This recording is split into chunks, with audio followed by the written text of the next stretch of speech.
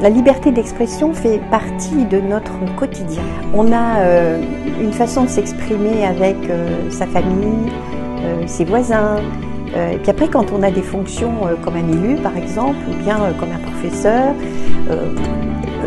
la liberté d'expression doit être là aussi. Bien évidemment, on dit toujours on peut tout dire, mais ça dépend à qui. Mais je crois qu'il ne faut pas qu'on se bloque, il ne faut pas qu'on se fige, parce que à partir du moment où on met le respect, où on met l'empathie, on met aussi un peu de, je dirais, je vais le dire, d'amour de l'autre, eh bien forcément on va trouver les bons mots, je crois. Quand on dessine, quand on s'exprime sur quelque chose, même si la parole est dure, quelque part, c'est toujours une façon de s'intéresser à l'autre et de s'intéresser à une situation.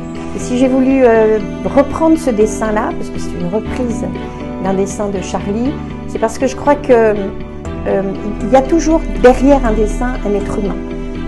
Et je voulais aussi exprimer le fait que on peut tout se dire quand on s'aime. Et donc l'amour plus fort que la haine, oui. Et je crois que la haine, c'est un mot qui est très fort, très excessif, mais quand on le met en parallèle avec l'amour, ça s'atténue.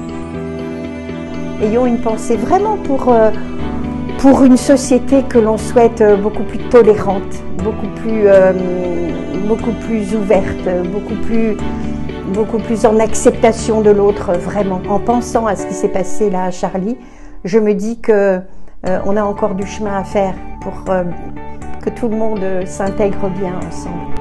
Et je me dis que la culture, l'art, c'est quelque chose qui va nous permettre d'y arriver. Vraiment, j'y crois.